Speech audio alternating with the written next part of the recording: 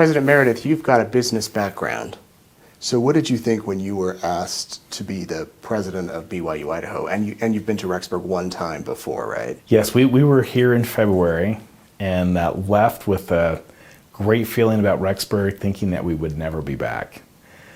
We had no idea, had no anticipation of this call being extended.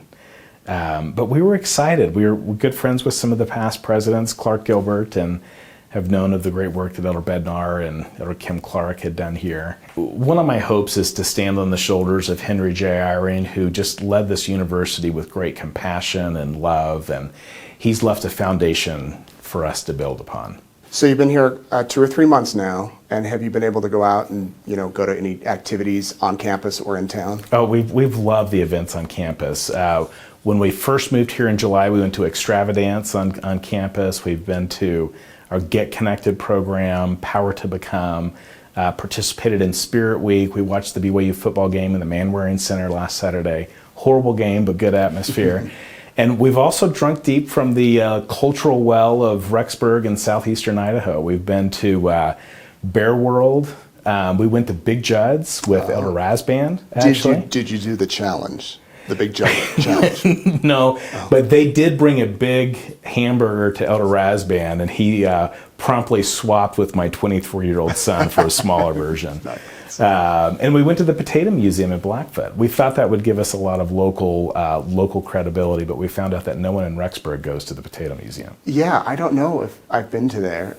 You may have seen all the things there is to see then. At least this time of year. Well, we're hoping to drive truck at some time during a potato harvest. Nice. And, we love the culture here. I grew up in a relatively small college town in Tennessee, Murfreesboro, which is home of Middle Tennessee State University. So in some respects, this feels a little bit like coming home. Now, during the inauguration, I believe, was it last week? Mm-hmm. Yeah. Elder Christofferson mentioned that there are challenges in higher education. What are some of those things that you see, some of the challenges you foresee?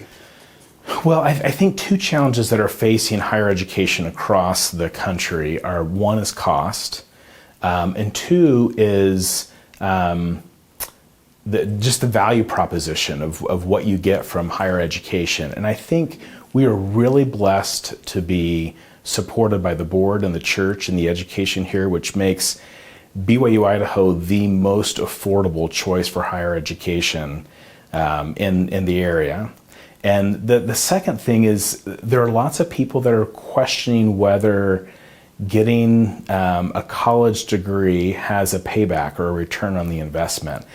And one of the things that's been that's been a great success of the university here is the job placement coming out of BYU-Idaho, as well as the starting salaries coming out. And we've got great success stories at this university with those two things.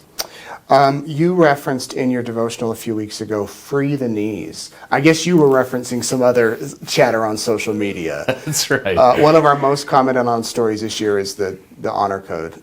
I guess the dress and grooming standards part of the honor code. For some, they might think it's silly. For others, it's a big deal. How do you think that's going to affect the university going forward and the student body? Well, my hope is that we'll get past the shorts and the sandals and focus on our purpose really quickly. We have a consecrated group of students here who come here not just to get an education, but also to develop themselves as disciples of Christ. And my favorite line in that devotional was, can we pause just for a moment and lift our eyes up from newly revealed ankles and knees and talk about things that are higher and holier? And I think the students have responded to that. Now there's a lot of chatter about beards. Any comment on that? No comment on beards. Okay. The university plays such a pivotal role in the Rexburg community. Biggest employer, a lot of students go here. Some people in the community feel, though, that there's I don't know if division's the word, but it's kind of them versus us, or, they get to do their own thing, they're here. How do you foresee during your administration working closer with the Rexburg community? I have not sensed that division. In fact, I've sensed just the opposite, that there's a healthy symbiotic relationship here. BYU-Idaho could not be what it is without the support of the local community. And I think the local community could say the same thing about the influence that the university has had on them. I think as we move forward, I hope to continue to build on that healthy relationship with local leaders and local government and the community. You referenced 4 areas of focus during your inaugural address in order to preserve the university birthright, is what you called it. Remaining focused on the primary purpose, which is developing disciples, strengthening the core teaching mission focused on students, preserving the spirit of Ricks, and then teaching and amplifying the university's message and story. That's the one that kind of stuck out to me. How do you plan to do that, to teach it and then amplify it? Well, let me tell you why I think that's important. First of all, we live in a world that is in desperate need of not only education, but education that's based in gospel principles.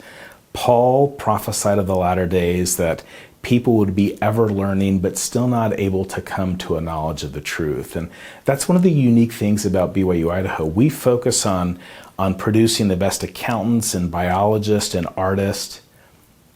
But first and foremost, we want them to be disciples of Christ. And we feel that those 2 objectives are very complementary of each other.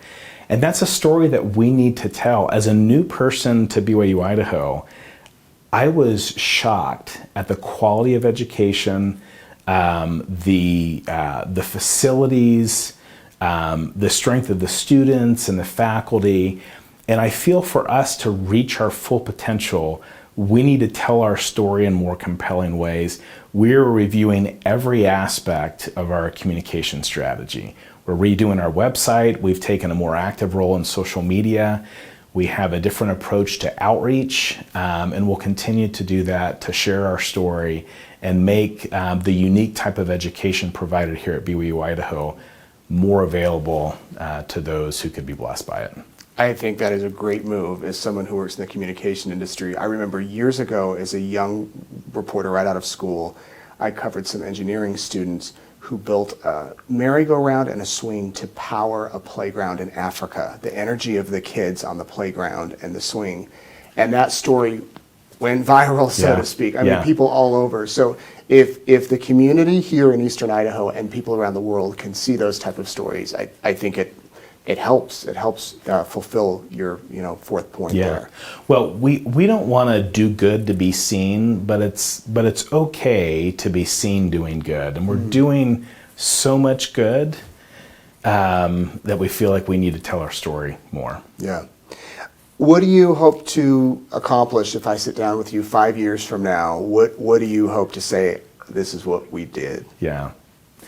Well, I'll tell you the counsel that I got from prior presidents. Each of them used different words, but the message was the same. The first was, BYU-Idaho is a special place. Don't mess it up. The second message is, find out what the Lord wants to have happen here and focus on that. If I fast forward 5 years, my greatest hope is that we will have continued the great effort to develop disciple leaders who go out into their families and the church and the community to make a difference, to be a positive influence for good. What do you want the community to know about you? I married well. I married really well. I think I would want the community to know that I can see us working together to do a lot of good, not only for Rexburg, but for the students of BYU-Idaho. Well, President, congratulations on your new position and welcome to Eastern Idaho. Thank you, Nate. It's been a pleasure talking with you.